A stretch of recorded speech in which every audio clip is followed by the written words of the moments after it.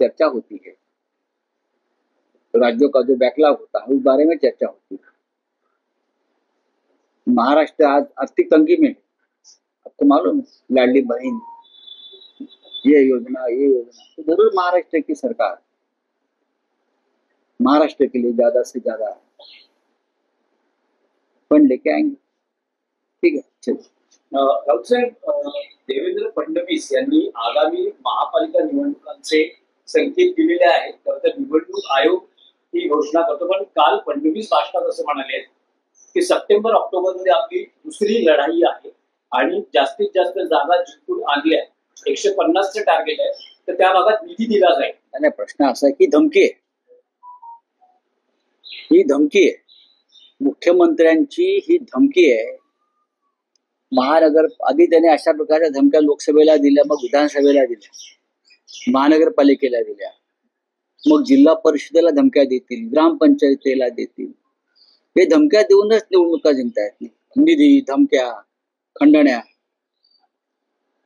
त्यानंतर कायद्याचा गैरवापर, मुंबई त्यांना जिंकायची। आणि ते कशा पद्धतीनं निवडणुका जिंकतात, फडणवीस आणि कंपनी किंवा मोदी कंपनी, शहा कंपनी, ही म्हणजे ईस्ट इंडिया कंपनीचे हे पार्टनर आहे sir, extended branch of east India company. हा, त्यांचं हेडक्वार्टर सुरतला आहे। आता मुंबई जिंकायची आणि अमित शहाच्या पायाशी टाकायची व्यापाऱ्यांच्या, हे यांचं धोरण आहे। जसं पोर्तुगीजांकडून ब्रिटिशांनी घेतली मुंबई, मग ती याला भेट दिली, त्याला नजराणा दिला, तसं देवेंद्र फडणवीसांना मुंबईचा नजराणा East India Company private limited Surat यांना द्यायचं किंवा अहमदाबाद यांना द्यायचं। आणि त्यासाठी त्यांची सगळी ह्या धमक्या, दहशत, आर्थिक उलाढाली सुरू आहे। मुंबईचं चित्र वेगळं आहे। विधानसभा तुम्ही ज्या पद्धतीने जिंकलात त्यामुळे तुमची आंतरराष्ट्रीय स्तरावर छिथू झाली आहे। आंतरराष्ट्रीय स्तरावर की कशा पद्धतीनं महाराष्ट्राच्या निवडणुका हायजॅक केल्या, जिंकल्या, बनावट, बोगस मतदार याद्या, बोगस नावं टाकून 65 ते 70 लाख मतं एका तासामध्ये वाढवली। हे का लोकशाही सुदृढ असल्याचं लक्षण नाही। आणि महानगरपालिकेत तुम्ही तेच करू इच्छित आहात, पण मुंबईतला समजते, मुंबईकर आणि मराठी माणूस तुमचे हे मनसुबे पूर्ण होऊ देणार नाही। आणि धमका काय देत आहे, मला मतं दिली तरच मी निधी दे, हे कोणत्या संविधानात बसते? आम्ही जे म्हणतोय तुम्ही संविधान विरोधी आहात, तुम्ही घटना विरोधी आहात, तुम्ही कायद्याच्या विरोधात, ते यासाठी मला मत दिलं तर तुमचा विकास करू। ते शहराचा, राज्याचा, देशाचा विकास करायला बांधील नाहीये।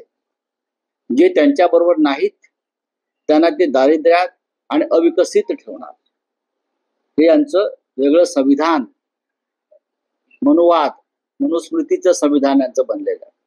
ठीक आहे, त्यांना करू द्या, काही हरकत नाही। पण राऊत साहेब, महापालिका निवडणुका आता अवघ्या 4 ते 5 महिन्यात आहे, तर अशा वेळेस सगळ्या राजकीय पक्षांनी आपलं एक उद्दिष्ट ठेवलेलं मुळात असं आहे, निवडणुका घेण्याआधी त्याने सर्व पक्षांची बैठक घेतली पाहिजे। या निवडणुका फक्त भारतीय जनता पक्षाच्या किंवा फडणवीसांच्या नाहीये, या लोकशाहीच्या महत्वाच्या निवडणुका आहेत महानगरपालिकेच्या। त्यांनी सगळ्या राजकीय पक्षांना बोलवून त्यांच्याशी चर्चा केली पाहिजे।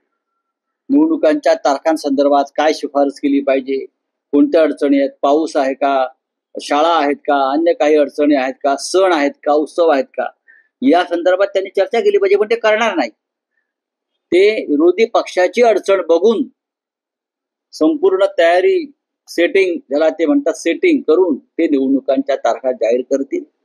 पण आमची तयारी नाही, पण सगळ्या जे राजकीय पक्ष आहेत त्यांनी आपापली उद्दिष्ट ठेवली आहेत। ज्यात भाजप म्हणते की 150 जागांचा त्यांचा दावा आहे की यंदा उद्दिष्ट आहे त्यांचं जिंकण्याचं। तसंच शिंदे ही 100 जागांवर दावा करताना शिंदे स्वतःच्या माजी नगरसेवकांनी जवळपास 2-2 कोटीचा निधी देत आहेत अशी माहिती मिळते। पैशाचाच खेळ आहे ना, पैशाचाच खेळ आहे ना, बाकी काय?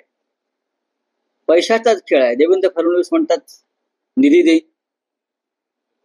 त्यानंतर मिस्टर शिंदे रोकड्यात पैसे वाटतायत. ते त्यांच्या गाडीमध्ये डिक्कीमध्ये 10-12 गाड्यांमध्ये पैसे घेऊनच फिरतायत. ते एखाद्या भागात जातात, माजी नगरसेवकाला बोलवतात, बॅगा त्याच्या हातात देतात आणि प्रवेश करून घेतात. ही कोणती लोकशाही या देशात, महाराष्ट्रात आणि मुंबईत सुरू? 150 जागा तुम्हाला जिंकायच्या आहेत. बॅलेट पेपरवरती निवडणुका मुंबईच्या तरी 100 जागा कोण लढणार आहेत? शिंदे. रूढ अर्थाने पाहिलं तर त्याच्याकडे 100 कार्यकर्ते नसतील. 100 चांगले कार्यकर्ते त्यांच्याकडे नसतील. हा फक्त निधी आणि पैशाचा खेळ आहे. गुळाच्या ढेपेला, या सगळ्या गुळाच्या ढेपा आहेत अजित पवार, एकनाथ शिंदे आणि हे देवेंद्र फडणवीस. ही ढेप जरा मोठीच आहे. या गुळाच्या ढेपांना हे सगळे चिकटलेले मुंगळे आहेत. आज या ढेपेला चिकटलेत, उद्या सरकार बदललं ते दुसऱ्या ढेपेवर जाते.